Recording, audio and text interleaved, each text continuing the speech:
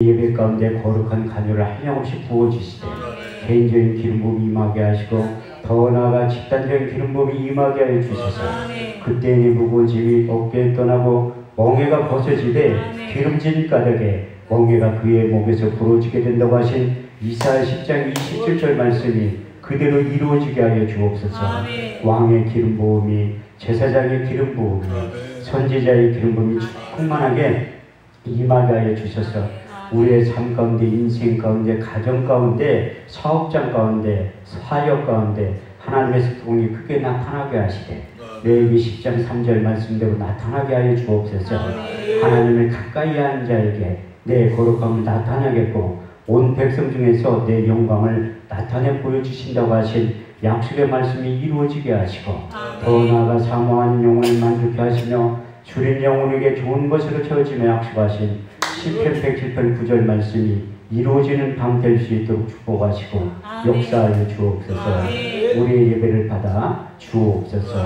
예수님의 이름으로 기도합니다. 아멘. 할렐루야. 반갑습니다. 우리 서로 다 같이 인사하겠습니다. 주님이 자리에 계십니다. 다시 한번 하겠습니다. 오늘 좋은 일이 일어납니다. 아멘 하신 분들에게 이 밤에 좋은 일이 일어나게 될 줄 믿습니다.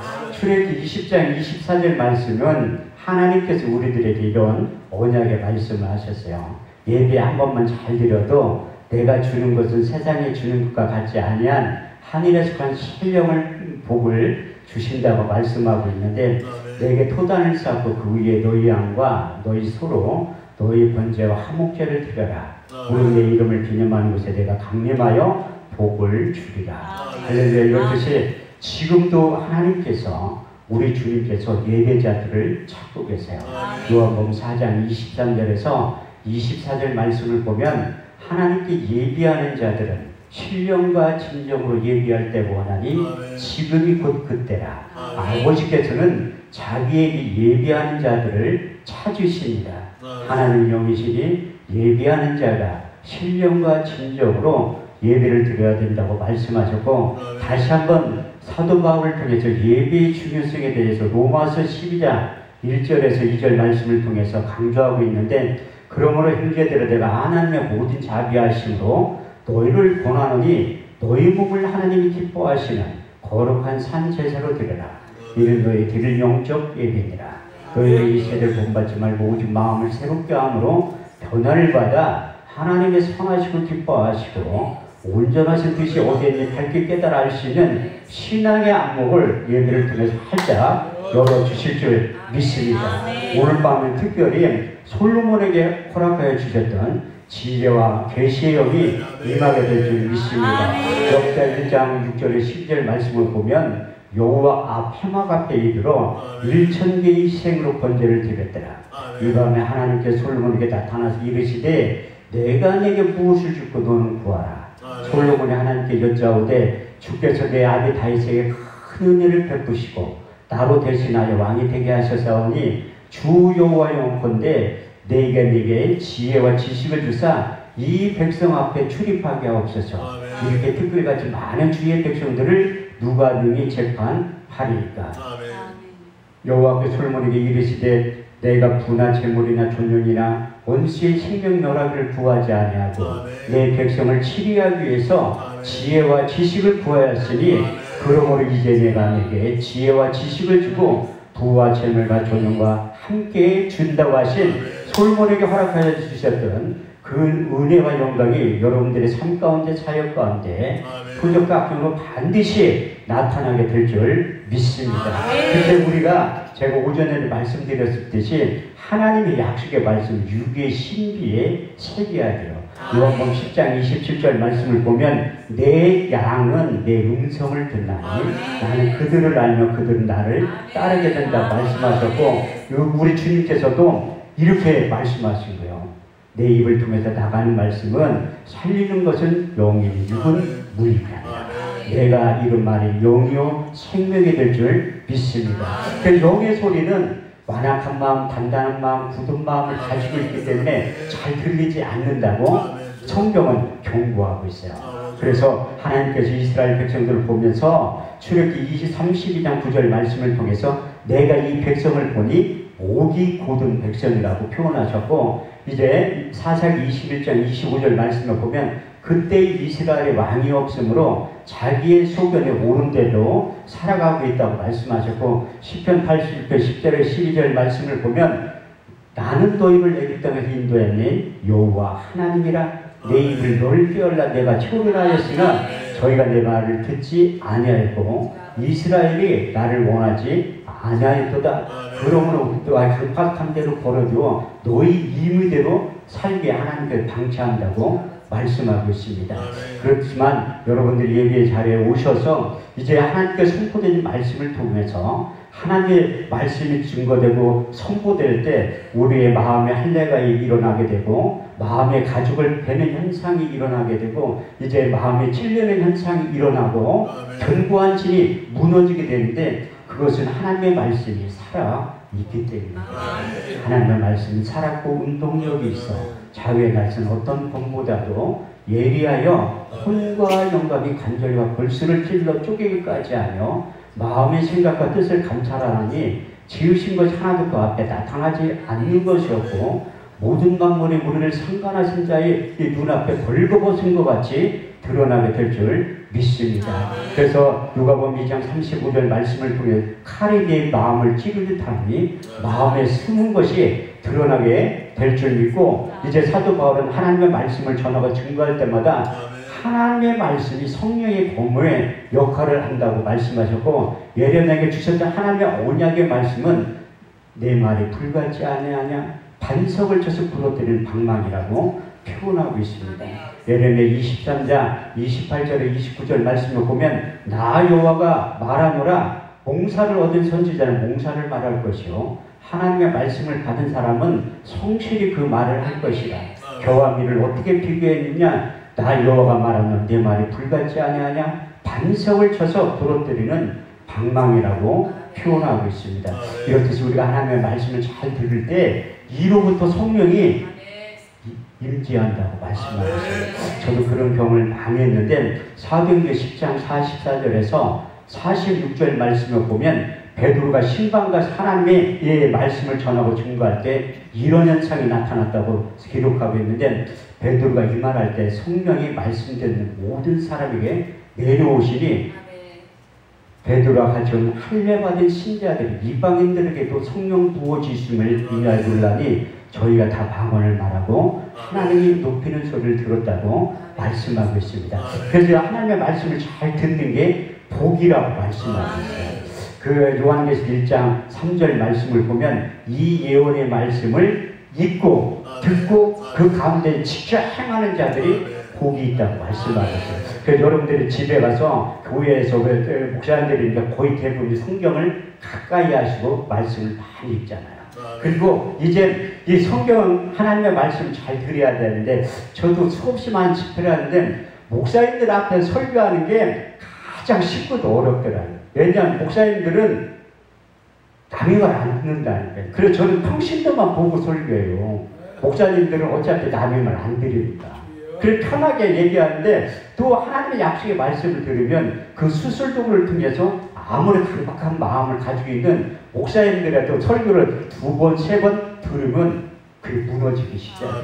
왜냐하면 우리 주님께서 저희 입술을 통해서 선포하기 때문에. 그래서 저는 항상 원고 없이 설교하는 이유가 무엇인가 하면 바울이 내가 전한 복음은 사람의 뜻으로 나는 것이 아니오 사람에게 배운 것도 아니오 받은 것도 아니오 곧 그리스도의 계시로 말만 했다 말씀하셨죠. 저도 하나님의 약속의 말씀을 받아서 복음을 전파하는 목사 중에 한 사람이에요. 그래서 많은 분들이 저에게 설교하는 스타일을 튼다고 하는데 저는 우리 주님께 말씀 사역자를 부르시고 그 말씀에 순종해서 말씀을 증거하는 거예요. 요한복음 10장 3장 34절 말씀을 보면 하나님이 보내시는 하나님의 말씀을 안 하니 하나님의 성령 한량없이 부어주십니다. 그 베드로가 고넬료 가지고 하나님의 말씀을 전할 때 성령이 내려왔듯이 저도 하나님의 약속의 말씀을 전하고 증거할 때 그런 현상들이 많이 나타나요. 그런 현상이 처음에 나타날 때가 삼각산 미랄기도원에서 집회를 지금부터 13년 전에 할 때 말씀 듣는 사람들이 쓰러지기 시작하더라고요. 그런데 뒤에 남자 목사님이 앉아 계셨는데 저거 쇼하는 거 아니야? 이렇게 하더래요. 쇼하는 게 아니라 그냥 같은 목사님께 모르면 가만히 있어야지. 영적인 세계는 받은 자 외에 모른다는 거예요. 고린도서 2장 14절 말씀을 보면 육에 속한 사람 하나님의 성령의 일을 받지 아니하나니 저에게 미련하게 보임도 깨닫지도 못하나니 이런 일은 영적으로야 분별하는다. 할렐루야. 그치? 성령의 기름 부음이 임하면 성령 인자하면 확 쓰러지는 이유가 거기 있다니까요. 저는 성령이 없는 얘기는 안 하는데 제가 첫날 월요일날 전에 집회할 때 성령의 기름 부음 3단계에서 성령이 임하면 쓰러지는 현상이 나타나는데 요한계시록 1장 17절 말씀을 보면 사도 요한이 밤모섬에서 우리 주님을 만나는 거예요. 요한계시록 1장 17절 말씀을 보면 내가 그의 얼굴을 보니 땅에 꼬꾸라져서 죽은 자같이 되매 그가 오른손을 내 몸에 대시며 이르시되 두려워 말라 나는 처음과 나중이라고 말씀하시고 우리 주님을 잡으러 왔던 이제 병사들이 우리 주님께 신성으로 나타났을 때 요한복음 18장 6절 말씀을 보면 내노라 하시니 그들이 물러와 땅에 꼬꾸러졌다고 말씀하고 다니엘도 하나님을 만날 때 다니엘서 10장 7절 9절 말씀을 보면 내가 그의 얼굴을 보니 나와 함께한 사람들은 크게 두려워하며 무서워 도망갔으나 나 혼자 있어서 이 큰 이상을 볼 때에 내 몸에서 힘이 빠지고 아름다운 빛이 변하여 썩은 듯하고 땅에 꼬꾸라서 깊게 잠들게 하셨다고 말씀하셨어요. 이로부터 능력이 임할 때 쓰러지기도 하지만 악한 영들이 떠날 때 쓰러진다고 말씀하고 마가복음 9장 20절 말씀을 보면 귀신이 예수를 보고 그 아이에게 심히 경련을 일으키게 하는데다 그가 아이가 꼬꾸라져서 거품을 흘리더라. 그래서 그 하나님께서 성령의 기름 부음이 임할 때 말씀을 잘 우리 목사님께서 이 공통본부가 있는 것 같아요. 아까 기도할 때 깜짝 놀랐는데 성령이 충만을 받고 성령이 말하게 하심 따라 다른 언어로 말하길 시작하는 그런 기도를 하시대. 이게 잠언 27장 19절 말씀을 보면 물이 비치면 얼굴이 서로 같은 것 같이 사람의 마음도 서로 비칩니다. 그 목사님 잘 오신 거예요. 월요일날 오셨으면 더 좋아질 건데 언제 가실지는 몰라도 최선 어차피 목사님들은 목사 얘기를 안 듣지만 저는 최선을 다해서 하려고 하는 저에게 주어진 본분이니까. 그래서 우리가 예수님을 잘 알아야 돼요. 목사님들 예수님 모르는 사람이 없어요. 어디 있어요? 근데 그 예수님을 경험하고 체험을 하셔야 돼요. 요한일서 1장 1절에 2절 말씀을 보면 태초의 생명의 말씀에 관하여는 우리가 귀로 들은 바요. 눈으로 본 바 주목하고 손으로 만진 바라 되는 자인데 이 하나님이 아들이 나타나신 바 된 자라. 우리가 이 아들을 보았고 증거하여 너희에게 전하노니 하나님께 함께 계시다가 우리에게 나타나신 바 된 그분이 예수님이라고 말씀하고 있어요. 요한복음 1장 14절 말씀을 보더라도 말씀이 육신이 되어 우리 가운데 거하시네 그의 영광을 보니 독생자의 영광이요 은혜와 진리가 충만하더라. 그 말씀이 육신이 되어 오신 그 사건에 대해서 천사들이 먼저 와서 예언했다는 거예요. 누가복음 2장 12절에 13절 말씀을 보면 오늘날 다윗의 동네에 너희를 위하여 구주가 나셨으니 곧 우리 주 예수 그리스도라. 너희는 가서 강보의 쌀 구매에 넣인 아기를 보리니 이것이 너희에 대한 표적이니라. 거대한 천군이 천사와 함께해서 하나님을 찬송하여 가로되 지극히 높은 곳에는 하나님께 영광이요 땅에서는 기뻐하는 사람들의 평화라고 말씀하고 있어요. 그래서 그 아기의 탄생 장면을 목격한 그 마태복음 1장 18절에서 23절 말씀을 통해서 말씀이 육신에 오신 예수 그리스도에 대해서 이렇게 설명하고 있습니다. 예수 그리스도의 나심은 이러하니라. 그母亲 마리아가 요셉과 정혼하고 동거하기 전에 성령으로 잉태된 것에 나타났더니 그 남편 요셉은 의로운 사람이라. 이를 드러내지 않고 가만히 끊고자 생각할 때에 주의 사자가 현몽하여 가로되 다윗의 자손 요셉아 내 아내 데려오기를 무서워 말라. 그의 잉태된 것은 성령으로 된 것이다. 아들을 낳으는 그 이름을 예수라 하라. 이는 자기 백성을 저희 죄에서 구원할 자이십니다. 이 모든 일에 된 것은 선지자로 하신 말씀을 오늘과 같이 이루려 하십니다. 볼지어다 처녀가 잉태하여 아들을 낳을 것이요 그 이름을 임마누엘이라 하려니 이를 번역한 즉 하나님이 우리와 함께 하셨습니다. 그래서 사도 바울은 예수 그리스도의 이름의 비밀에 대해서 골로새서 2장 2절의 3절 말씀을 통해서 하나님의 비밀인 예수 그리스도, 그 안에는 지혜와 지식과 총명과 모든 감추어진 부하가 담겨져 있다고 말씀하고 있어요. 그래서 사도 바울은 그가 가지고 있는 유전적인 지식을 다 내놓은 다음에 배설물을 여긴 다음에 그리스도를 인격적으로 만난 다음에 내가 보고 들은 예수를 전하지 않고도 견딜 수 없는 뜨거운 마음을 하나님께서 하신 것. 왜냐하면 그 사도 바울의 인생 가운데 다메섹 도상에서 우리 주님께서 영으로 찾아오신 거예요. 그 사도 바울은 예수님 동시대의 사람이지만 육신의 눈으로는 예수님을 만난 적이 없지만 예수님의 제자들보다 누구보다도 예수님에 더 정확하게 알고 있었는데 그 이유가 무엇인가 하면 우리 주님께서 마지막 고별 설교할 때 보혜사 진리의 성령에 대해서 요한복음 14장, 요한복음 15장, 요한복음 16장에 4번에 걸쳐서 설명을 해주신 거예요. 첫 번째 설명하는 장면이 요한복음 14장 16절 18절 말씀을 보면 내가 아버지께 구하겠으니 그가 또 다른 보혜사를 너희에게 주사 영원토록 너희와 함께 있게 하시리니 저는 진리의 영이라 이 세상 능히 받지 못하나니 이는 저를 보지도 못하고 알지도 못하니라. 그러나 너희는 저를 아나니 저는 너희와 함께 구하시며 또 너희 속에 계시겠습니다. 내가 너희를 고아와 같이 버려두지 아니하고 다시 온다고 말씀하셨고 요한복음 14장 26절 말씀을 보면 보혜사곧 아버지께로부터 너희에게 보내실 성령 그가 너희가 모든 것을 가르치시고 내가 말한 모든 것을 생각나게 하시라. 요한복음 15장 26절 말씀을 보면 아버지께로부터 너희에게 보낼 보혜사 아버지께로부터 나오신 진리의 성령이 오실 때에 그가 나를 증거하실 것이야. 그분이 오셔야지만 어제나 오늘이나 영원토록 동일하신 그 주님을 자세히 가르쳐주고 그분이 말씀하신 것을 생각나게 하신다. 제가 머리가 좋아서 성경을 그렇게 많이 하는 게 아니라 생각나게 해주시는 거예요. 그래서 생각나게 하시는 것을 받아서 여러분들의 전하고 증거하는데 그래서 우리 주님께서 생전에 제자들하고 저도 이스라엘 갔을 때 가장 아름다운 곳이 북쪽에 있는 가이사라 빌립보 지방이더라. 거기에 우리 주님께서 자연 대신방을 제자들을 이끌고 쉽게 얘기하면 소풍을 가셨다는 거예요. 소풍을 가가지고 그 가이사라 빌립보 지방에서 제자들한테 물어본 거예요. 사람들이 인자를 누구라 하느냐 물어본 거예요. 그때 제자들 하는 얘기가 더러운 세례 요한, 더러운 엘리야, 예레미야 선지자 중에 하나이다.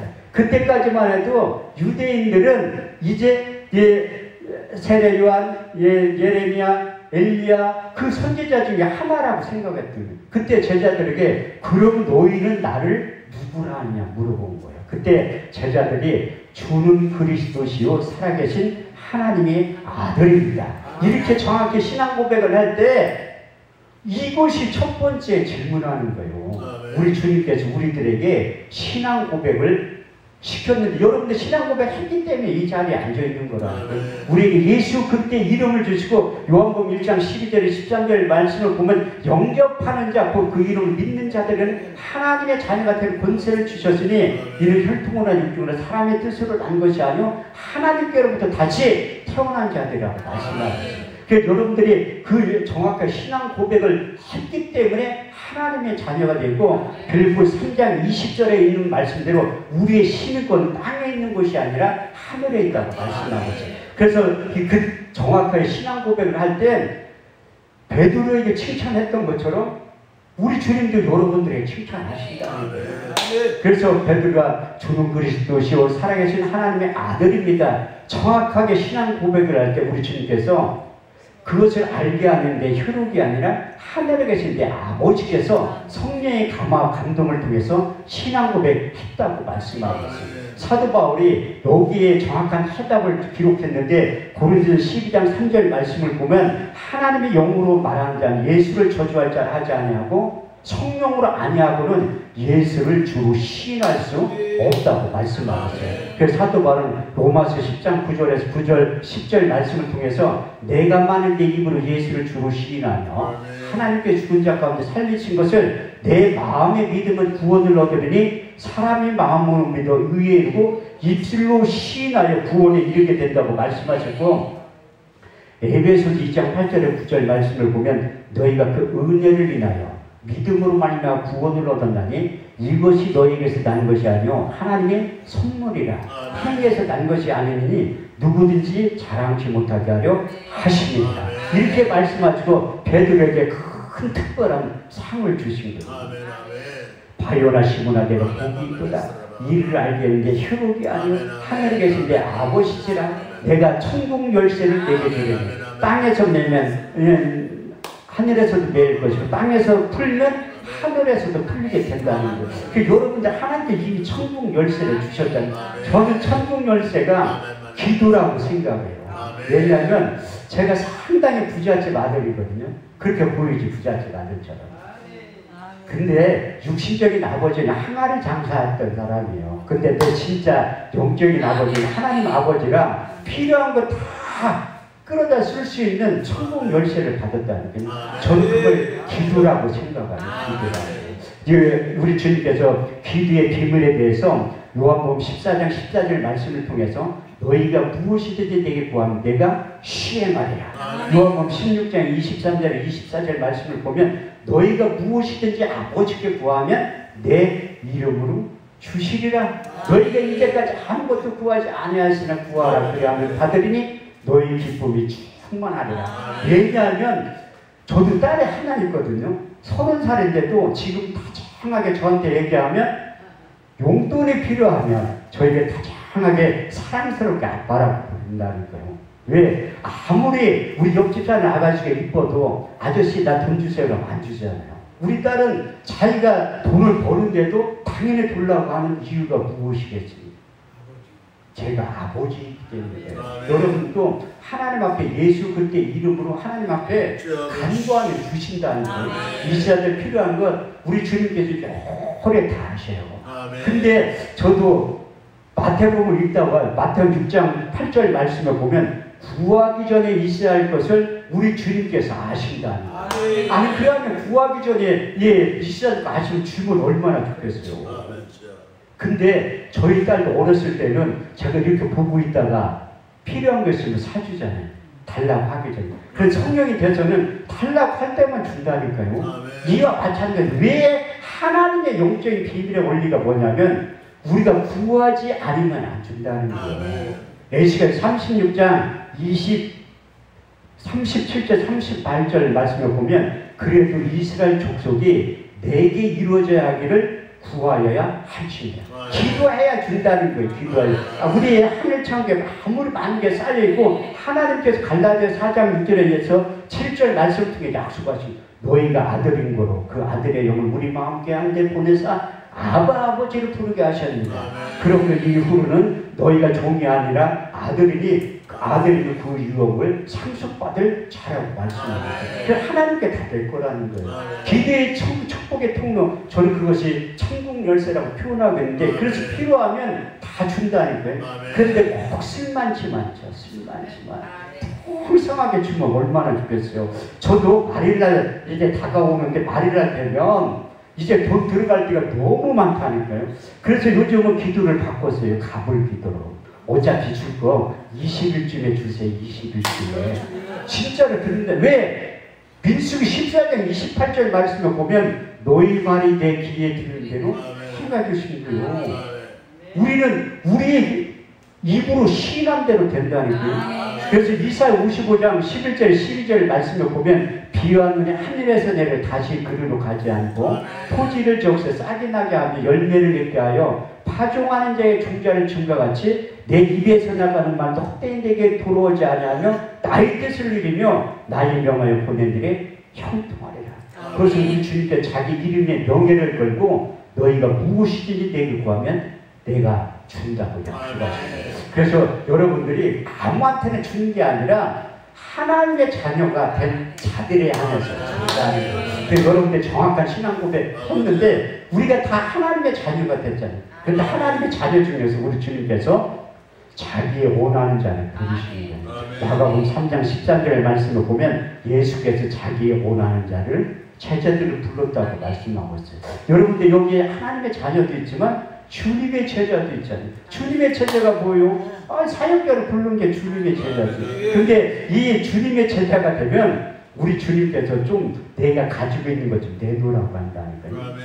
그러니까 내놓으라고 하는 거예요. 그러니까 이 주님의 제자가 되면 요한복음 21장 15절 말씀에 우리 주님께서 부활하셔서 이 땅에 40일 동안 계셨는데 그 근거가 어디에 있냐면 사도행전 1장 3절 말씀에 보면 해 받으신 후에 친히 사심을 나타내서 40일 동안 저희에게 보이시며 하나님 나라에 대해서 복음을 전파할 때 이런 말씀을 하신 거예요. 그 베드로에게 찾아와서 요한의 아들 시몬아 내가 다른 사람들보다 나를 더 사랑하느냐 물어보신다는 거예요. 여러분들에게는 물어볼 때가 있잖아요. 우리 주님께서 저에게는 물어볼 때 많이 있다는 거예요. 너희가 다른 것보다 나를 더 사랑하느냐 이렇게 물어봤을 때 베드로가 정확하게 해답을 제시하고 있어요. 내가 주를 사랑하는 줄 주께서 아시나이다. 할렐루야. 이럴 때 우리 주님께서 내 양을 치라고 하시고 또 한 번만 물어보면 괜찮은데 우리 주님은 3세판을 너무 좋아하시는 것 같아요. 두 번째 또 물어본다는 거예요. 요한의 아들 시몬아 내가 나를 사랑하느냐. 그때 베드로가 내가 주를 사랑하는 줄 주께서 아시나이다. 그때 우리 주님께서 첫 번째는 내 양을 먹이라고 했는데 두 번째는 또 내 양을 치라는 거예요. 세 번째 3세판 물어봤을 때 요한의 아들 시몬아 내가 나를 사랑하느냐. 내가 주를 사랑하는 주께서 아시나이다. 그때 우리 주님께서 내 양을 목이라고 하십니다. 여러분들도 두 번째 질문이 통과됐기 때문에 목회를 하시는 거예요. 사도행 20장 28절 말씀에 보면 성령이 너희로 감독자로 삼고 피로 값주고 사신 교회를 치게 하셨느냐. 저도 제가 86년대 신학교 가가지고 졸업할 때 50명 졸업했는데 목회하는 사람들은 4명밖에 안 돼요. 그만큼 이제 학교 다니면서 제가 신학교 1학년 입학하니까 왜 이렇게 선지자들이 많어? 아이고 뭐 신령한 분들이 너무 많더래. 난 적응을 못하고 더래. 난 처음에 갈 때 1학년 입학하니까 나는 졸업 못할 것 같대. 날라리 같아서. 그런데 저는 끝까지 졸업했다니. 그렇게 신령한 분들은 2학년 되니까 없어졌다니까. 하나님 바빠서 빨리 뽑아갔는지 몰라도 나타나지도 않더라고요. 그래서 4년 동안 이렇게 할 때 몇 명이 탈락이 되더라고요. 그리고 또 이제 사역을 하면서 목사 안수도 또 졸업하고 안 받는 사람들도 많이 있더라고요. 그리고 또 개척 못하는 사람들도 있어요. 많아요. 그 여러분들 목회하시는 것만 해도 섬기는 사역지가 있는 것만 해도 고맙게 생각하셔야 된다. 이게 사역지 없으면 목사님들이 영적인 실업자예요. 영적인 실업자. 진짜라니까요. 사역지가 크고 적고를 떠나가. 저는 집회 한 명 있을 때 그 교회에서 집회를 최선을 다해서 한다니까. 그 한 명 성도가 많은 목회하기 쉬워요. 그런데 한 명 놓고 수십 년을 버틴다. 뭔가 체험하기 있기 때문에 삶의 우선순위가 바뀌었기 때문에 내가 목회를 하지 않고 주님의 복음을 전하지 않고서는 견딜 수 없는 뜨거운 마음을 주셨기 때문에 목회를 하는 거예요. 저는 그 한 명 놓고 최선을 다해서 복음을 전하는 이유가 무엇인가 하면 그분이 힘을 얻어야 됩니다. 본격적으로 주님을 만나면 아무리 힘들고 어려워도 그 맡겨진 삶을 잘 감당할 수 있다. 그래서 제가 그 5년 전에 교회는 서울에서 목회를 하지만 수원과학대학교 옆에 기도원을 설립을 했는데 그래서 처음에 부교육자를 2명을 둔 거예요. 그 남자 목사님 1명, 그 식당 봉사하는 여자 전도사님 이렇게 두고 했는데 6개월 만에 다 도망갔다니까요. 예배 드리는 게 힘들어 해. 아니 사역자들이 예배 드리는 게 힘들면 어떻게 해. 하루에 4번, 3번 매달 드리잖아요. 한 달에 4주씩 예배 드리고 그거 쉬운 거 아니에요. 저는 이게 단련이 됐으니까 괜찮은 거지. 웬만한 목사님들은 한 달만 매일 하루에 3번씩 예배 드리려고 하라면 못 드려요. 힘들어서. 도망가더라고요 다. 근데 그분들이 지금 목회를 잘하냐? 내 비방하는 것이 아니라 사역을 못해요. 목사가 돼서도 훈련 기간이 얼렁뚱땅 된 사역자들은 목사 안수 받고 훈련 기간이 남았다니까요. 우리 교단은 목사 안수 받으려면 9년에서 10년 되는데 얼렁뚱땅 엊그저께 집사 권사했다고 또 목사래. 목사 안수 받고 나서도 훈련 기간이 필요하다니 하나님이 오래 다 보고 있다니까요. 얼렁뚱땅해서 되면 다 목회에 성공하지. 저도 처음에 교회 개척했을 때 아이고 목사님들이 게을러가지고 저렇게 목회를 못하나? 전 전도사 때 개척했거든요. 내가 3년만 하면 난 100명이 모여 1000명도 이렇게 부흥시킬 수 있다고 생각했는데 웬걸 한 달에 보니까 꿈이 금방 깨지더라고. 제가 한 달 만에 전 세계에서 가장 빠른 새가 뭔지 알았다니까요. 이 세상 가장 빠른 새가 뭔지 아는 거요. 그게 월세라니까, 월세. 저희는 매번 예배드리면 임대로 내야 된다니까. 전기세, 수도세를 내야 되는 거예요, 임대로. 저는 목회하면서 제가 목회 시작한 19년 됐는데 원망한 게 딸 때문에 원망한 거예요, 딸 때문에. 너무나 목회가 안 되니까 우리 딸내미 그러는 거야. 아빠, 우리는 언제까지 이렇게 살 거야? 언제까지 우리는 이렇게 살 거야? 걱정하지 마. 목사의 자녀는 하나님 반드시 책임지니까 걱정하지 마. 또 이제 이 초등학교 때는 그래도 늦게 학교로 갔는데 중학교 올라가더니 머리를 감아야 되는 아침에 제가 새벽 예배 끝나면 커피포트에 불 끓이는 거예요. 고생 안 해본 목사님들은 몰라. 뜨거운 물 왜 안 나오냐. 가스가 끊겼으니까 안 나오는 거지. 커피포트에 물을 끓이는 거예요. 3개를. 그럼 저녁 때 머리 좀 감어. 왜 아침에 감으면 머리가 붕 떠서 안 된다는 거야. 그러면서 이제 이게 초등학교 때하고 중학교 3학년 때까지는 먹힌 거예요. 그게. 목사의 자녀는 반드시 하나님이 책임진다고. 고등학교 입학 딱 끝나더니 집에 오더니 나한테 아빠 한 얘기가 있대. 뭐야 그랬더니 나는 이제 다른 교회 다닌다는 거야. 왜? 나는 거짓말하는 목사님한테 신앙생활 못하겠다는 거야. 우리 집사람이 이렇게 쳐다보겠다가 자기를 다른 교회 가고 싶대. 교회가 너무 부흥이 안 돼.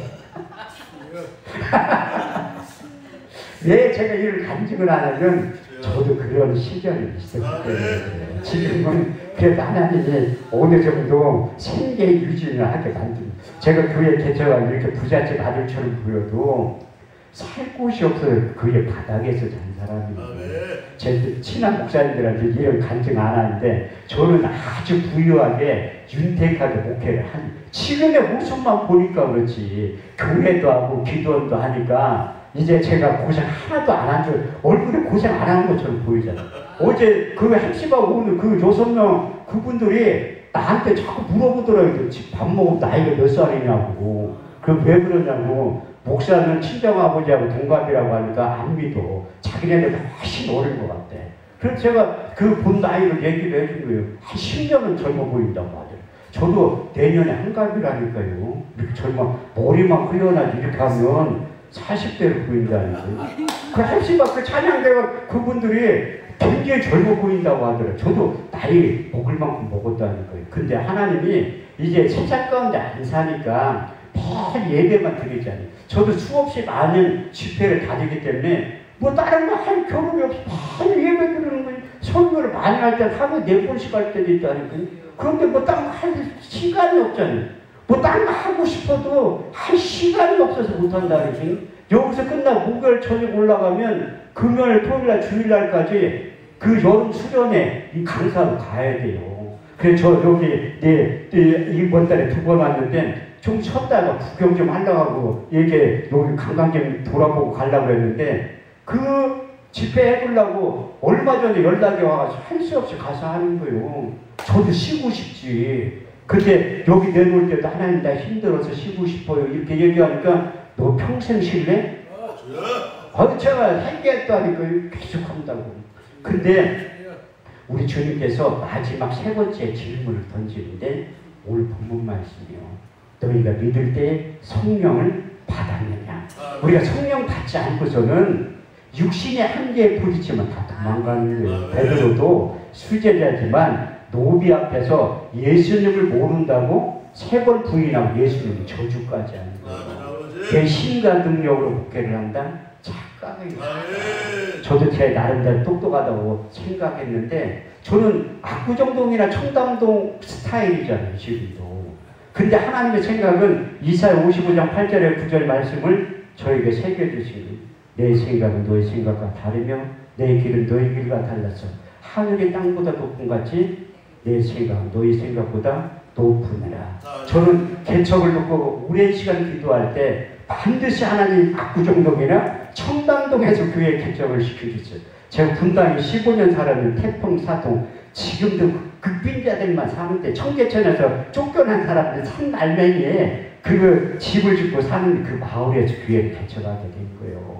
근데 10년 동안 꿋꿋이 참아낼 수 있는 방법이 하나님의 성령이 내 생각을 지배해서 그리스도께 복종케 만드는 거예요. 그래서 성령 받지 않고서는 우리 주님도 부활하셔서 누가복음 24절 44절에서 49절 말씀을 통해서 이렇게 제자들에게 사도들에게 당부하신 거예요.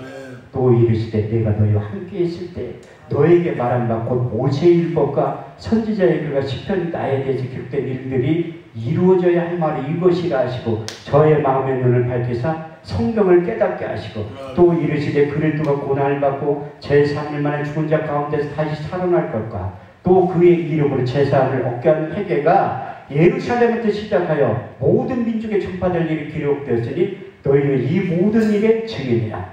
내가 아버지의 약속하신 것을 너희에게 보내리니 너희는 이로부터 능력이 입힐 때까지 이 성에 유하라고 당부하셨어요.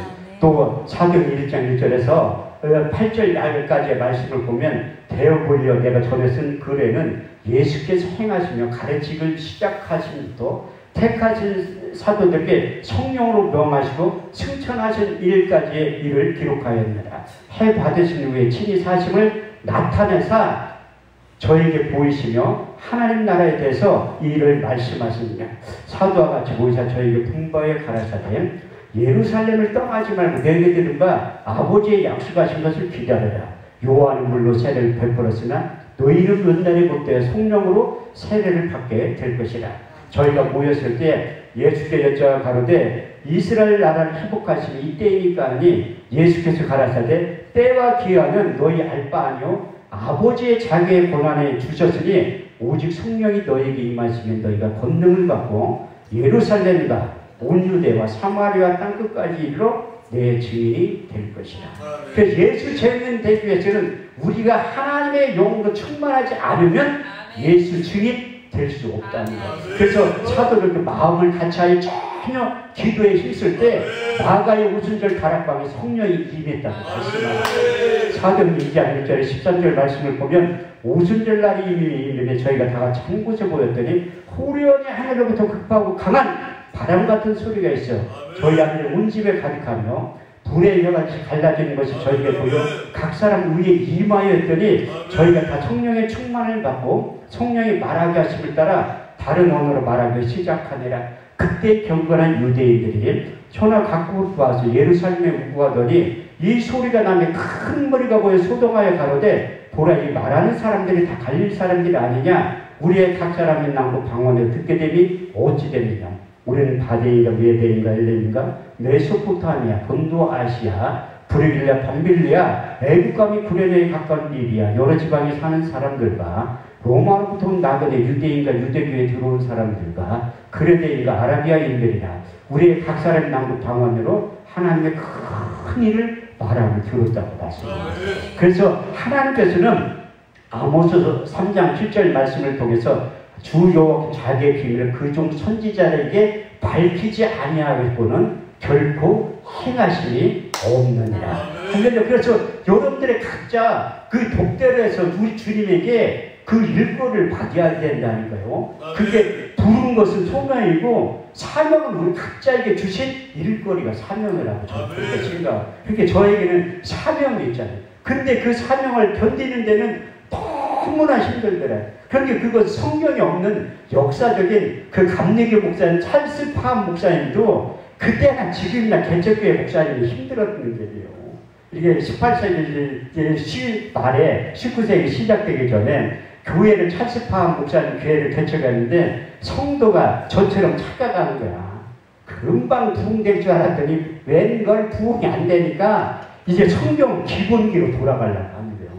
사도 바울은 그 영적인 아들 디모데에게 디모데에서 2장 15절 말씀을 공면한 거예요. 내가 진리의 말씀 옳게 분별하여 부끄러울 것이 없는 일꾼이 되어 인정된 자로 너희 몸을 하나님께 드리기를 신실하게 당부하는 거예요.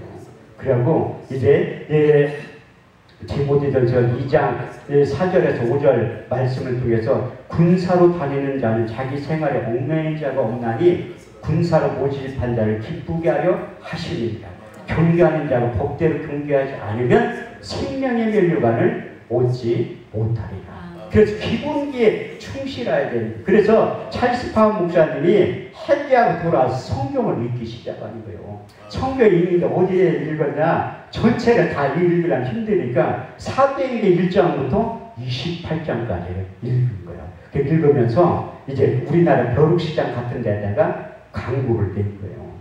광고를 냈는데 제 광고를 냈는데 저도 그 집회를 많이 하면서 국민일보 광고 내면 전화가 한 두세 통씩 오긴 와요. 도와달라고.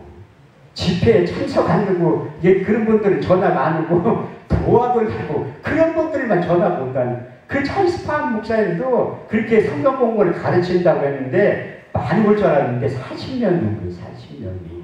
그러면서 기본기에 충실하니까 누가 나를 아무도 안 불렀는데 신기하게 기본기에 충실하니까 찰스 파운 목사님을 다른 교회에서 집회를 해주려고 부른 거예요. 그래 학생들한테 숙제를 내준 거야. 숙제를.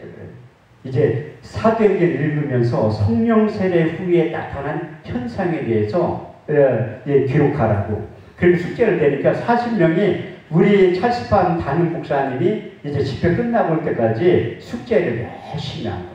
그래서 이제 돌아와서 숙제 검사를 하는데 사도행전에 성령 세례가 임하는 장면이 5군데가 있어요. 첫 번째가 사도행전 2장 1절에서 13절. 제가 말씀드리고 두 번째는 사도행전 8장 14절에서 18절.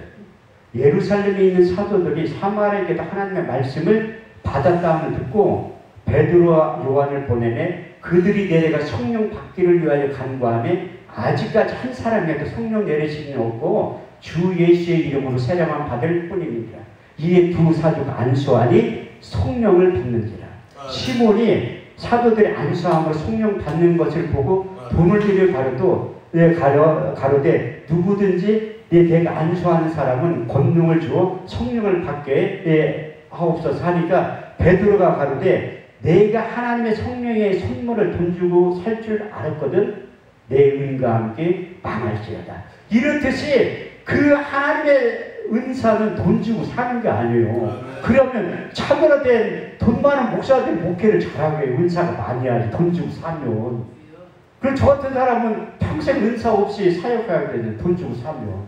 여러분도 걱정할 게 하나도 없다니까요. 하나님의 영으로 감동되면 성령이 주는 거예요. 고린도전서 12장 4절에서 11절 말씀에 9가지 은사에 대해서 사도 바울은 다 받았기 때문에 간증문 형식으로 쏘는 거예요. 은사는 여러 가지나 성령은 같고 지금은 여러 가지나 주는 것 같으면 역사는 여러 가지나 모든 것을 모든 사람 가운데 역사하시는 하나님은 같으니 성령의 나타나심을 주심은 유익하게 하십니다. 어떤 이에게 성령으로 말미암아 지혜의 말씀의 은사를, 지식의 말씀의 은사를, 믿음을, 능력 행함을, 병 고치는 능력을, 영들 분별함을, 예언을, 방언 통역함을 주시나니 이는 한 성령이 행하사 그 뜻대로 각 사람에게 나눠주신다고 말씀하고 있어요. 야고보서 1장 17절 말씀도 가격 좋은 은사와 온전한 성을 다 이로부터 빛들의 아버지께로부터 내려온다고 말씀하고 있어요. 세 번째 성령 세례가 임하는 장면이 사도 바울의 다메섹 도상에서 그의 등을 멀게 한 거예요. 왜냐하면 유전적인 지식을 많이 갖고 있는 사람들은 어차피 그거 내려놓아야 된다니까요. 여러분들이 돈 많은 목사님들 처음에 개척할 때 돈 가지고 목회가 잘 될 것 같죠. 돈 떨어지면 못한다니까요. 사람 의지했던 사람 나가면 못해요. 저 같은 사람은 물질에 대해서 깨끗하다니까요. 물질에 대해서 깨끗한 게 뭐냐면 통장에 돈이 한 푼도 없다는 거예요. 물질에 깨끗하지. 주변 사람 한 명도 없으니까 어차피 망해도 본전이야. 아무것도 없이 시작했으니까. 그러면 아무것도 없으면 기도하지 말라고 해도 우리 쳐다본다는 거예요. 골로새 3장 2절 말씀에도 너희는 땅의 것을 생각하지만 위의 것을 생각할 아무것도 없으면 위에 쳐다보고 기도한다는 거예요. 저도 왜 쓸만치만 하나님 주냐면 하나님이 저를 너무나 잘 알기 때문에. 아니 우리 교회 통장에 1억 있으면 내가 기도할 것 같아. 안 해요. 우리 원장님 같은 분이나 하시는 거 저것은 성숙되지 목사는 안 한다. 한 돈 있는데 뭘 기도해. 그거 가지고 사역하면 되지. 돈 떨어지면 또 하고 그러면 되는 거지. 하나님 저를 너무나 잘 알기 때문에 꼭 쓸만치만 주는 거예요. 쓸만치만. 근데 사도 바울도 눈을 멀게 한 이유가 있어요.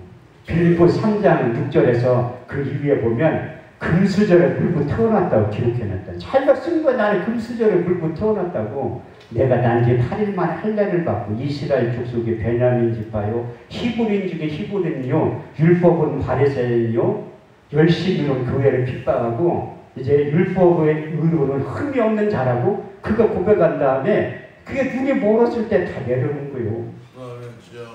무엇이든지 내게 유익하던 것을 해로 여길 뿐더러 해로 여기면 내 주 그리스도 예수를 아는 지식이 가장 고상함을 이남이라. 내가 그를 위하여 모든 것을 잃어버리고 배설물을 여기면 내가 그리스도를 얻고 그 안에서 나를 발견했기 때문에 그렇게 고백하는 거예요. 그래서 우리 주님을 만난 다음에 그의 첫 번째 신앙 고백이 갈라디아서 2장 20절 말씀. 내가 그리스도와 함께 십자가에 못 박혔나니 그런즉 이제는 내가 산 것이 아니라 오직 내 안에 그리스도께서 사신 것이라. 이제 내가 육체 가운데 사는 건 나를 사랑하사 나를 위하여 자기 몸을 버리신 하나님의 아들을 믿는 믿음 안에서 사는 것이라. 그래서 기도하는 사람도 우리 주님께서 아나니아를 불러서 너 신방 가서 사울에게 안수해 주라니까 안 간다는 거야.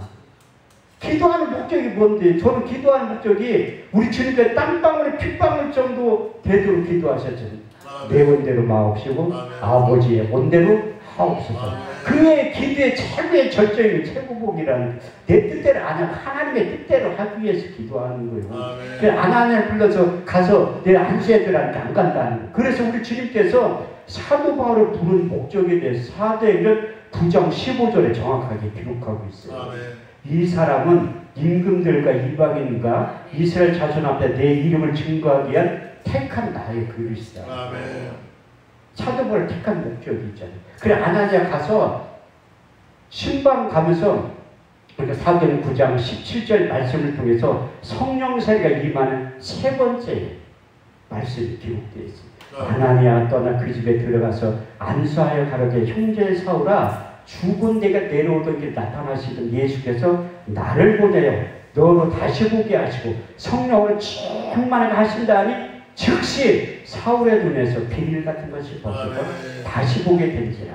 일어나 음식을 먹고 세례를 받으니 강건해졌다고 말씀하고 있어요. 그래서 이게 육적인 안목이 벗어져야 돼요. 그래서 요한일서 1장 1절에 2절 말씀에 태초의 생명의 말씀이 가나에는 우리가 먼저 귀로 듣는 거예요. 말씀 귀로 들으면 믿음이 생성이 된다. 그래서 믿음 생성 원리는 성경이 말하는 딱 두 가지밖에 없어요. 믿음의 은사, 제가 성령의 9가지 은사, 세 번째 믿음의 은사를 받든지 하나님의 말씀을 부지런히 들을 때 믿음이 생성이 됐다.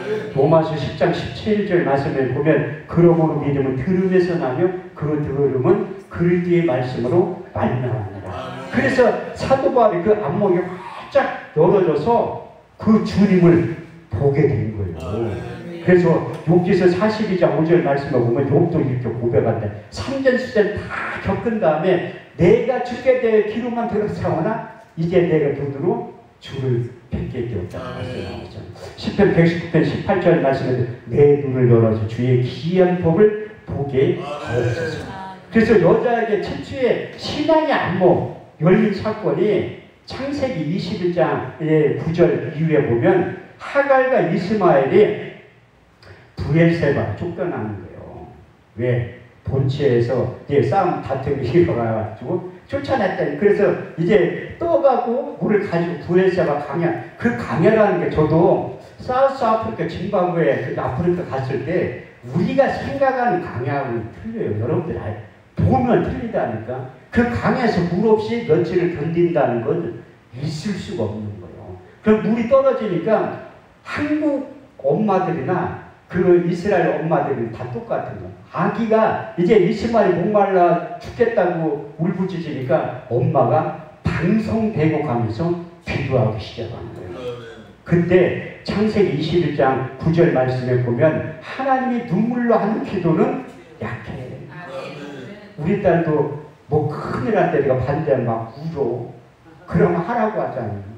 아니 울음 앞에 장사가 어딨어. 딸이 울면서 그 자식이 하나님도 마찬가지고 신세계 갖고 울면서 기도할 때 내가 내 기도를 들었고 내 눈물을 보았다. 내 수완에 15년을 더해주신다. 청년 연자도 울면서 하는 기도는 하나님의 응답을 빨리 해주시는 거예요. 그래서 사도 바울도 이제 그 안목이 열렸지만 하갈에도 열린 거예요. 창세기 21장 9절 말씀을 보면 여호와께서 하갈의 눈을 밝히시네. 우물을 보고 가서 가죽부대에 물을 길어다가 그 아이에게 마시겠다. 옆에 있는데도 안 보이는 거예요. 영적인 눈이 열리지 않으면. 열왕기하 6장에 보면 이제 아람 군대가 엘리사를 잡으러 온 거예요. 왜? 엘리사는 자시 철면 앉아서 천리를 보기 때문에 이제 그 잡으러 온 거예요. 도단성을 에워싸고. 근데 영적인 눈을 가지고 있던 엘리사는 태평한 사환을 큰일 났다. 왜? 눈에 보이는 게 전부인 것처럼 느껴지잖아요. 그때 엘리사가 하나님께 기도해서 그 사환의 눈을 활짝 열어줘요. 기도하여 가로되 저 사환의 눈을 열어서 보게 하옵소서. 여호와께 그 사환의 눈을 여시매 그가 보니 불말과 불병과가 온 산을 둘러서 엘리사를 덮고 있다고. 눈으로 보니까 알잖아요. 여러분들도 걱정할 게 하나도 없다니까요. 눈에 보이는 게 다가 아니에요. 눈에 보이지 않는 영적인 안목이 열리면 잘할 수 있다는 게 그때. 그래서 그 아나니의 안수를 통해서 사울의 인생이 변해서 새 사람 되었다고 말씀하고 있어요. 새 사람이라는 단어가 성경에 딱 4번 나와요. 구약에 1번, 신약에 3번. 그걸 제가 어떻게 잘 아냐? 제가 새 사람 순복음교회 담임 목사니까 잘 알죠. 저도 변해서 새 사람 됐기 때문에. 새 사람 됐기 때문에 그 교회 이름도 새 사람을 짓고 내가 새 사람이라는 그 단어를 성경에 찾아본 거예요. 그렇게 딱 4번 나오더라고요. 사무엘상 10장 6절 말씀을 보면 내게는 여호와의 크게 임하리니 너도 그들과 함께 예언을 하고 변하여 새 사람이 되리라. 바울이 골로새 3장 10절 말씀 새 사람이 이것은 자기를 창조하신 자 형상을 쫓아 지식에까지 새롭게 함을 받는 자가 되었다고 말씀하고, 두 번째는 에베소 2장 15절 말씀을 보면 새 사람이 이것은 자기를 창조하신 형상을 쫓아 지식에까지 새롭게 함을 입는 자가 되고 온수된 것 그 계명에 속한 율법을 자기 육체로 빼앗았으니 이는 이 둘 자기 안에서 새 사람을 지어 화평하게 하시고, 세 번째는 에베소 4장 21절 24절 말씀을 보면 진리가 예수 안에 있는 것 같이 가인 그에게서 듣고 그에게서 가르침을 받았을 텐데 너희는 유혹의 욕심을 따라 썩어져가는 구습을 주는 옛사람을 벗어버리고 의와 진리와 거룩한 하나님의 옷으로 지으심을 입은 새 사람을 입으라는 거예요. 자기가 새 사람 되려고 노력했지만 안 된다는 거예요. 그래서 유명한 고린도서 5장 17절 말씀을 기록한 그러기 누구든지 그리스도 안에 있으면 새로운 피조물이라 이전 것은 지나갔으니 돌아 새 것이 되었다 말씀하고 있습니다. 그게 세 번째고, 네 번째 성령의 기름부음이 임하고 오순절 세례가 임한 위에 사도행전에 나타난 성령 세례는 사도행전 10장 44절 40 베드로가 고넬료 가정에 가서 신방 갈 때 하나님의 말씀을 증거할 때 성령이 말씀 듣는 사람들이 내려오시니 방언도 하고 예언도 말했다고 말씀하고 있습니다. 마지막 다섯 번째가 오늘 본문 말씀이에요. 그 에베소 교회 담임 목사가 아볼로 목사인데 먹물 목사예요. 그래서 이제 사도 바울이 방문할 때 물어본 거예요. 교인들한테. 너희가 믿을 때 성령을 받았느냐. 이게 우리 주님께서 우리들에게 물어보는 세 번째 마지막 질문이에요. 너희가 믿을 때에 성령을 받았느냐. 근데 에베소 교인들은 우리가 성령이 있는지도 모르고 받지도 않았다니까 사도 바울이 그들에게 안수함에 성령이 그들에게 임하심으로 방언도 하고 예언도 하니 모두 12사람쯤 되리라. 그래서 이제 찰스 파운 목사님이 숙제 검사를 완벽하게 한 다음에 칭찬을 한 거예요. 숙제 잘했다고. 그래서 성령 받기를 위해서 기도하기 시작한 거예요. 41명이 모여서 이제 베델의 집에서 이제 기도하기 시작했는데 성령이 내리질 않아요. 성령이 내릴 때까지 기도하는 거예요. 성령이 내릴 때까지. 근데 목사님들의 믿음이 하나도 없어. 그 안에 가장 어린 아그네스 오주만 양이 있었는데 숙제를 하다가 안수함에 성령을 받는지라. 써있잖아요. 안수함에 성령을 받는지라. 써있는데 그래서 찰스 파운 목사님을 찾아가서 목사님 나 안수 좀 해주세요. 성령이 임하게. 안 믿는다니까. 목사들이 믿음이 있는 것 같아도 안 믿어요. 절대로 안 믿는다니까. 제가 이 간증 한 가지만 할게요. 이게 제가 성경 속에 있는 말만 하니까 이 처음 오시는 분들은 딱딱해가지고 뭐 저 강사가 성경만 얘기하나 이렇게 할지 몰라도 제가 사단법인 민족보건 운동본부 회원이 1200명인데 거기에 총 부흥단자를 3대째 한 거예요. 제가 수등교동에서 설교 한번 잘해가지고 이태 목사를 칭찬받고 한 목사도 3대 회장 부흥단장이 그래서 3대 회장 된 거라니까요. 회원이 1200명이라는 거기에 총 부흥단자가 한 사람이에요. 제가. 그래가지고 어떤 그 부흥단에 서기 목사님이 있어요. 제가 이 실제로 있었던 일이니까 저하고 친한 형님처럼 생각하는 목사님 김영만 목사님이 아주 큰 귀에 장로님 출신 아주 깐깐해요. 그분 대형교회에 있어가지고 그 부흥할 때 윤석열 목사님 우리나라에 내노라는 강사 섭외 장로님 했던 분이에요. 얼마나 깐깐하겠어요. 근데 저에게 설교를 듣고 은혜를 많이 받은 분. 그래서 자원에서 부흥단 서기 하신 분이 그 연세 드신 분이 70이 넘었는데도 그래도 그분이 어디 신방을 가자고 하더래요. 자기에게 목사 안수를 준 교수님이 있는데 지금 집에 있다니. 병원에서 가라고해서 집에 있다니. 그러니까 병원에서 집에 가라고 하면 둘 중에 하나요. 퇴원해서 다 나서 가든지 아니면 현대의학으로 못 고쳐서 집에 있든지. 아니 신방 가자고 하면 나서는데 내가 갈 필요가 없죠. 그분이 저하고 신방 좀 가자고 하더라고요. 그래서 인천에 신방을 간 거예요. 딱 가서 보니까 이게 흑달이 왔더니 흑달이 오면 죽어요. 한 달 안에. 한 달 지나서 흑달 오면 하나님이 개입하지 않고 역사하지 않으면 한 달 안에 죽어요. 제 경험을 볼 때. 근데 딱 가서 그 초면에 인사를 하는데 그 교수님 내가 조직신학 교수를 30년을 했다는 거야. 아니 죽어가면 조직신학 교수는 뭐해 죽는데. 일단 예배 드리자고 하는 거예요. 예배 잘 드려야지 하나님이 역사한다니까요. 내게 토단을 쌓고 그 위에 너희 양과 서로 너희 번제와 화목제를 드려라. 물은 내 이름을 기념하는 것을 내가 강림하여 복을 주리라. 그래서 저는 신방 가면 예배부터 들어요. 뭐 아무리 똑똑하면 뭐해. 예배 드릴 하나님보다 더 똑똑한 분이 어디 있어. 그래서 예배를 드린 거예요. 예배 드리고 1시간 끝나더니 무릎을 탁 꿇더니 기도를 해도다. 그게 말씀의 능력이라는 게 말씀의 능력. 그러면서 기도를 해도다. 내가 대선배 목사님이랑 어깨에 탁 대고서 이렇게 하면 그렇게 하려면 기도하지 말래.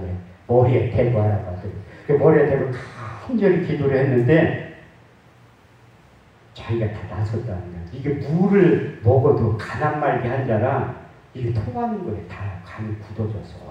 병원에서 이제 호스피스 병동으로 들어가는데 안 들어가고 그냥 퇴원을 한 거예요. 집에 온다고 해서. 근데 끝나고 나서 조금 있으니까 전화가 오는 거예요. 서울대학병원에서 간 기증자가 나타났으니까 빨리 들어오라고 하대. 저는 속으로 할렐루야 했다니까 예배 한번 잘 드려서 하나님 역사하는 거예요. 그런데 그 교수님은 안 간다는 거야. 왜? 하나님이 다 고쳤다는 거야. 예배 드리면 자기는 이제까지 하나님의 말씀을 이론과 지식으로만 알았다는 거야. 그런데 성령의 기름 부음이 임하니까 자기가 알고 있던 이론과 지식이 경험과 체험으로 나타나기 시작했다고 말씀하셨어요. 그래서 우리 주님께서 마태복음 4장 23절, 24절 말씀에 보면 예수께서 온 갈릴리 두루 다니 저희 해당에서 천국 복음을 전파하시고 백성 중에 모든 병과 모든 약한 것을 고치셨으니 그의 소문이 온 이스라엘에 퍼진지라. 백성들이 모든 앓는 자, 곧 각색병과 고통에 걸린 자, 간질하는 자, 중풍병자, 귀신들이랑 고치셨으니 그의 소문이 온 수비아에 퍼졌다고 말씀하고 있습니다. 제가 이 예수님 3대 사역하면서 이제 하나님의 약속의 말씀이 약이라고 간증을 한 거예요. 제가 그래도 내 눈에 얘기하자 제가 의대 출신이라고. 저 의대 출신이라니까요. 그런데 우리나라 제일 좋은 의대 출신이기도 하지만 전 세계에서 가장 좋은 의대 나왔어요. 사람이 만든 의대가 아니라 예수님이 만든 천국병원 의대 출신이라고요. 아니 의사들은 자기 병 못 고쳐요. 그러면 아니 왜 대학병원에 영안실이 왜 있겠어요? 못 고치니까 죽으니까 영안실이 있는 거라니까요. 그럼 예수님 다 고쳐요. 모든 병과 모든 약한 것을 고칠 수 있는 능력을 주셨어요. 내가 의사 너나도 다 있어요. 우리 주님이 준 거. 마태복음 10장 1절에 쓸 때 더러운 귀신을 쫓아내며 모든 병과 모든 약한 것을 고칠 수 있는 능력을 제자들에게 주셨듯이 우리에게 줬어요. 요한복음 14장 12절 말씀에 보면 내가 진실로 너에게 이루느니 나를 믿는 자는 날 하는 일을 저도할 것을 또한 이거보다 큰 것도 아니니 내가 아버지께로 갑니다. 믿는 자에 따른 표적 5가지 이 중에 병든 사람에게 손을 얹은즉 나으리라. 잠언 4장 20절에 22절 말씀을 보면 내 아들아 내 말에 주의하며 내게 이르는 것에 내 귀를 기울이라. 너는 그것을 내 눈에서 떠나지 말며 내 마음속에 지켜라. 그것을 얻는 자의 생명이 되며 온 육체의 건강이 되리라. 건강이나 힘이 없는 애 보면 하나님의 말씀이 약이라는 거예요. 그래서 그 교수님이 안 간다는 거야. 그래서 병원에서 난리가 난 거야. 아들한테 전화 와가지고 빨리 아버지 모시고 오라고. 근데 안 간대. 자기는 다 수술 안 해도 나섰다는 거야. 하나님 고쳐주셨다고 쉬는. 그래서 그분이 10편 30편 2절 말씀을 꺼내시더래요. 내가 주께 부르짖음에 주께서 내 병을 고치셨나. 아니 병이 그 교수님이 스스로가 나섰다고 입으로 시인을 하더라고. 나섰다고. 그러더니 냉면을 먹으러 갔다는 거야. 아니 물만 먹어도 토하는 사모님이 난리가 난 거야. 무슨 냉면을 한 번 다 드셨어요. 그분이 나섰다니까요. 그래서 그 간증은 조정약수 기도원에서 이제 제 부흥단 있는 목사님들 한 3,000명 있을 때 간증을 한 거예요. 제가 간증한 목사들 의식이 얼마나 많은데 믿겠어요? 김영만 목사님이 얘기를 하니까 믿는 사람 반, 안 믿는 사람 반. 그 중에 2대 그 부흥단장하고 작년에 민족복음운동본부 대표회장 했던 신성 목사님이 우리 교회에 와서 세미나 좀 해달래. 세미나. 자기 아는 지인들 다 부를 테니까 세미나를 내가 세미나 안 한다고 했어요. 아니 뭐 박사학위 가진 분들이 수두룩하는데 내가 거기 가서 무슨 성경을 가르치겠어. 집회 형식으로 하면 내가 하겠다. 그러면 8주 동안 하자고 하더래요. 목요일날 와서 3시간 동안 집회를 해달라는 거야. 제가 거기가 교회 커요. 서울교대 앞에 18억 주고 건물을 사서 그걸 잘 꾸며놨다는 거예요. 거기 가서 8주를 집회를 한 거예요. 8주를. 그때 하나님께서 역사를 많이 한 거예요. 그래서 많이 배운 목사님들도 말씀의 능력에 대해서 아셔야 돼요. 그래서 그 교수님이 너무 고맙고 감사하다 그렇게 말씀을 하시고 이제 현역에 복귀해서 수학들을 잘 가르치는 거예요. 제가 왜 이 말씀을 드리냐면 찰스 파운 목사님이 이제 믿지를 않는 거야. 목사들 성경의 말씀을 믿어야 돼. 믿음이셔야지 하나님을 기쁘시게 한다고 히브리서 11장 6절 말씀에 기록됐어요. 믿음이 없으니 기쁘시게 못하는 하나님께 나아가는 반드시 그가 계시는 것과 또 자기를 찾는 이들의 상류시는 이심을 믿어야 할지니라. 악은에서 오지만 양 아주 졸로니까 받지 못해서 기도를 하는 거예요. 성령이 임하게 돼요. 근데 이게 안수하는 목사의 능력이 있어야 되는 더 중요한 게 안수 받는 사람 믿음이 있으면 된다는 거예요. 하나님이 역사하면 되는 거예요. 그때 성령이 임한 거예요. 한 사람이 성령 충만 아근에서 5,000,000 양이 육신적은 가장 어렵지만 거기에서 성령 충만한 한 사람 통해서